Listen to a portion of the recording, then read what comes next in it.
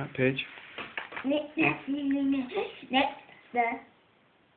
Next, they had to swim to the bottom of the pool. They had to pick up a brick and swim with it to the top. All the children passed the swimming test.